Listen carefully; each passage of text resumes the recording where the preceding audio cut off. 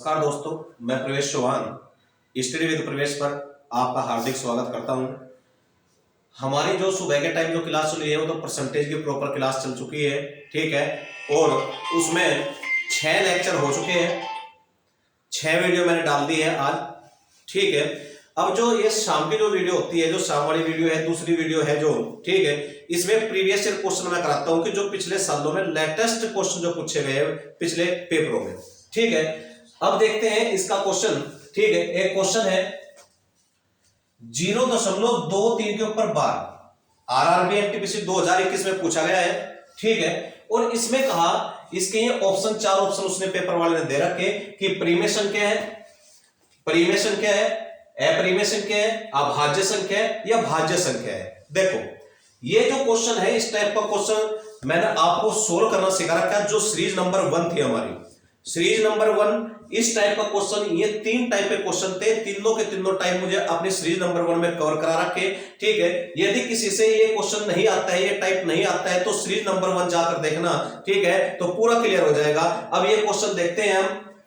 0.23 के ऊपर क्या होता है? बार। इसे सोल्व करने का तरीका क्या है? इसे सोल्व करने का तरीका सिखाया था कि जितने अंकों के ऊपर बार है, अब ये जू का तो रख लो 23, तो बटे में क्या आएगा? बटे में जितने अंकों के ऊपर बार है उतने नीचे कितने आ जाओगे? 9 के आ जाएंगे।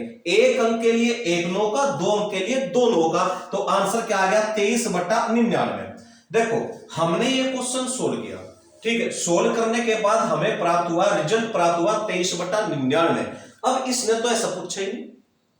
अब जो उसके ऑप्शन है, ऑप्शन तो ये है नहीं। ऑप्शन क्या है? अपरिमेय संख्या, परिमेय संख्या, अभाज्य संख्या और भाज्य संख्या। देखो ये जो पोर्शन है, ये पोर्शन होता है नंबर सिस्टम का, संख्या पत्ती के अंतर्गत आता है।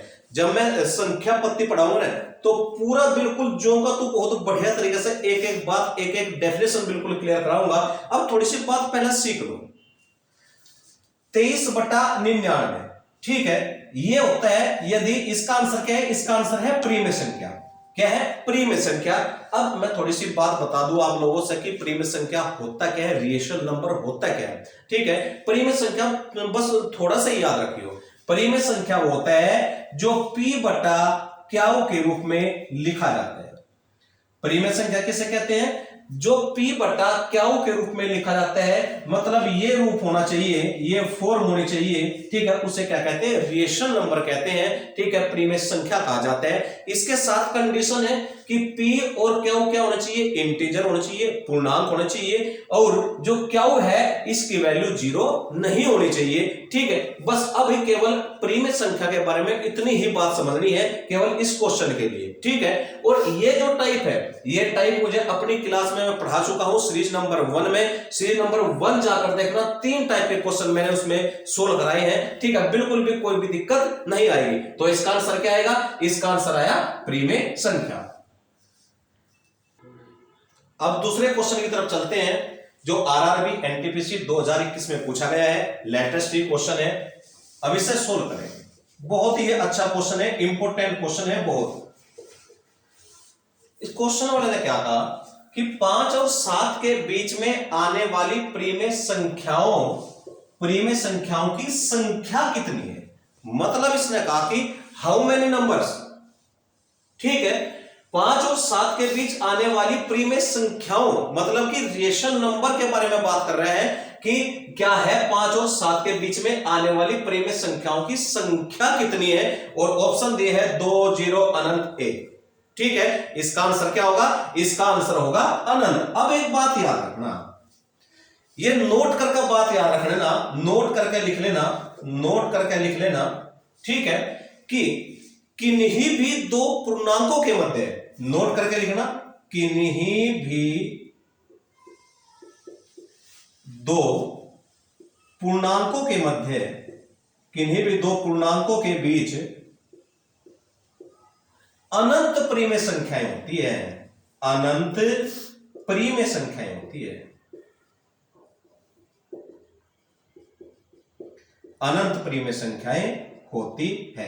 ये जो क्वेश्चन है बिल्कुल डायरेक्ट याद रखना, फैक्चुअल चीज है, ठीक है, कि भाई किन्हीं भी दो पूर्णांकों के मध्य, अब दो पूर्णांक क्या है 5 और 7 है, इसके बीच इसने कहा कि प्रीम संख्याएं कितनी होगी, ठीक है, तो हमने बता दिया आंसर क्या है, अनंत होती है। बिल्कुल याद रखना है कि किन्हीं भी दो पूर्णांकों के मध्य अनंत प्रीम संख्याएं होती है। बहुत बढ़िया क्वेश्चन था, पेपर में आया है। क्वेश्चन नंबर 3 की तरफ चलते हैं, जो आरआरबी एनटीपीसी 2020 में पूछा गया है, ठीक है, इसे सोल्व करेंगे। ऑप्शन भी चारों आपके सामने है। इसे सोल्व करने का तरीका, मुझे कहा कि सीरीज नंबर 1 में मैं अपना जो प्रॉपर बैच चल रहा है ये सारी बात बिल्कुल पढ़ा चुका हूं, ठीक, सीरीज नंबर 1 जाकर देखना, एक भी क्वेश्चन में कोई भी डाउट नहीं रहेगा, ठीक है। अब इसे हम देखते हैं, इसे मैं लिख सकता हूं 0.23 के ऊपर 12। अब ऐसा क्यों लिखा, अब ऐसा इसलिए लिखा क्योंकि देखो 2 3 2 3 2 3 का रिपीटेशन हो रहा है, ठीक है, तो इसके ऊपर हम क्या लिख लिया, 12 लिख लिया।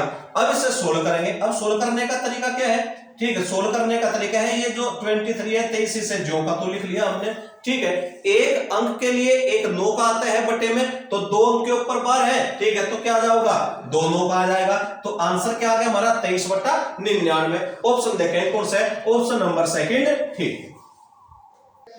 फोर्थ क्वेश्चन की तरफ चलते हैं। फोर्थ क्वेश्चन भी आरआरबी एनटीपीसी में पूछा गया है, फोर्थ क्वेश्चन भी आरआरबी एनटीपीसी में ही पूछा गया है, ठीक है। इसको सोल्व करेंगे। सोल्व करने का तरीका क्या है, इसने कहा कि 0.125 के ऊपर 12 है को क्या करना है, हमें प्रीमिय संख्या के रूप में व्यक्त कर रहे हैं, प्रीमिय संख्या के रूप में बदलना है।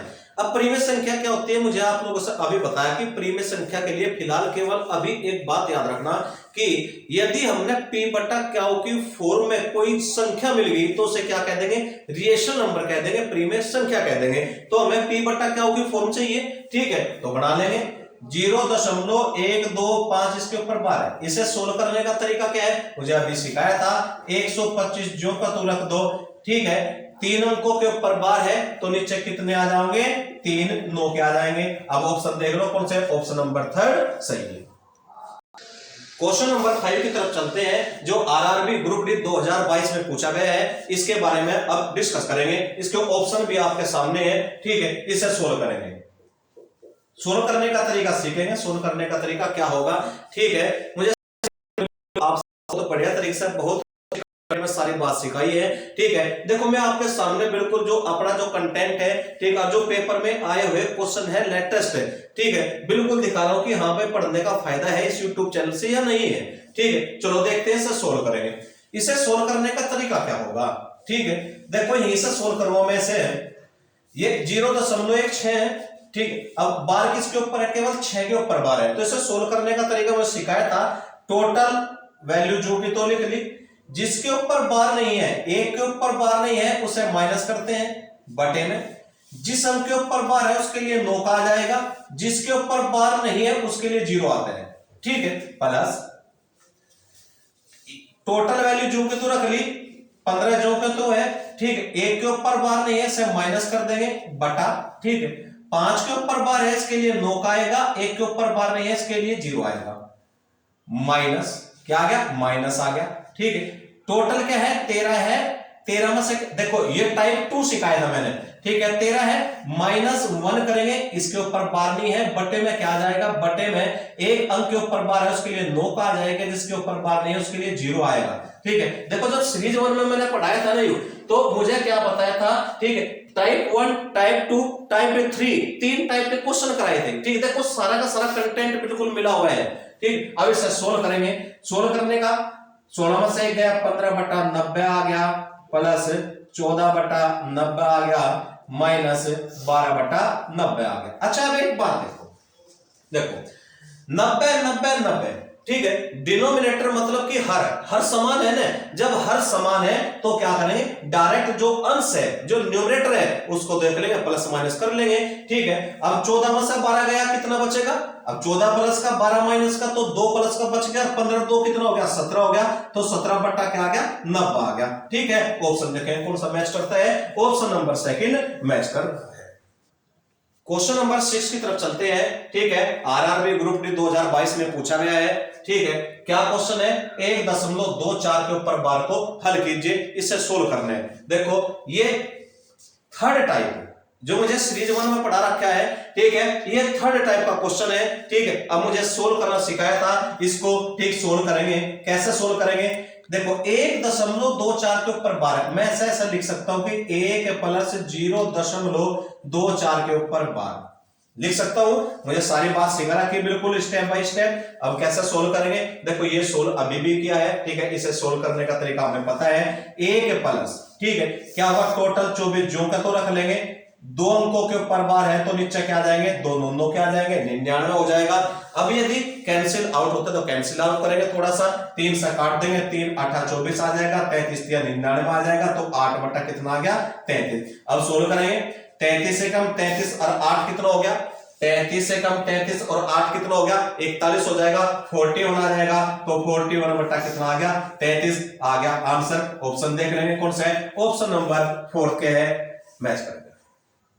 क्वेश्चन नंबर 7 की तरफ चलते हैं, जो आरआरबी ग्रुप डी 2022 में पूछा गया है, ठीक है, इसे सोल्व करेंगे। अभी इससे पहला क्वेश्चन एक सोल्व भी किया है, देखो सोल्व कैसे करेंगे। 8.46 के ऊपर 12 है, ठीक है, जो मुझे अपनी सीरीज 1 में जो थर्ड टाइप पढ़ाया है, ठीक, बिल्कुल सेम है, बिल्कुल सेम कंटेंट मैच कर रहा है पेपर से, ठीक है। तो इसे सोल्व करेंगे, इसे मैं लिख सकता हूं 8 प्लस 0.46 के ऊपर 12 लिख सकता हूं, ठीक है। अब इसे हम क्या करेंगे, 8 प्लस इसे अभी सोल्व किया है, 46 बटा क्या आ जाएगा, 99 आ जाएगा, ठीक है। अब इसे क्या करेंगे, इसके मल्टीप्लाई करेंगे, ठीक है, तो यहाँ पे कितना आ जाएगा, 8 9 72, 2 8 9 72 7 कितना हो जाएगा, 79 हो जाएगा, ठीक है। और प्लस कितना कर लेंगे हम, 46 बटा क्या आ गया, 99 आ जाएगा, ठीक है। अब इसे सोल्व करेंगे, सोल्व करके 6 2 8 आएगा, 9 4 13 का 3 हासिल 1 है, 7 और 1 8 आएगा, ठीक है। तो 838 बटा क्या आ गया, 99 आ गया, आंसर आ गया भाई, ठीक है। अब इससे कौन सा ऑप्शन मैच करता है, 4th ऑप्शन मैच करते हैं, ठीक है। अब देखेंगे, देखो ये 7th क्वेश्चन आज मुझे कराए हैं कि जो पेपर में आया हुआ कंटेंट है आरआरबी के, ठीक है, 2021 में, 2022 में, ग्रुप डी में, एनटीपीसी में, ठीक है। मैंने आपसे बताया है कि, ठीक है, कि जो मेरी क्लास पढ़ रहा है कोई बेकार नहीं है बिल्कुल भी, कि बेकार में ही काफी बढ़ जा रहा है, ठीक है। मैं साथ के साथ जो यह सीरीज चल रही है, इसमें प्रीवियस ईयर में जो भी मैं पढ़ा रहा हूं, साथ के साथ आप लोगों से बिल्कुल जो कंटेंट है मेरा, वो पेपर से बिल्कुल मैच करा रहा हूं, ठीक है। चैनल को सब्सक्राइब करना, लाइक करना और ज्यादा से ज्यादा शेयर करना, जिससे कि ज्यादा से ज्यादा बच्चे इसका लाभ उठा सके। जय हिंद, जय भारत।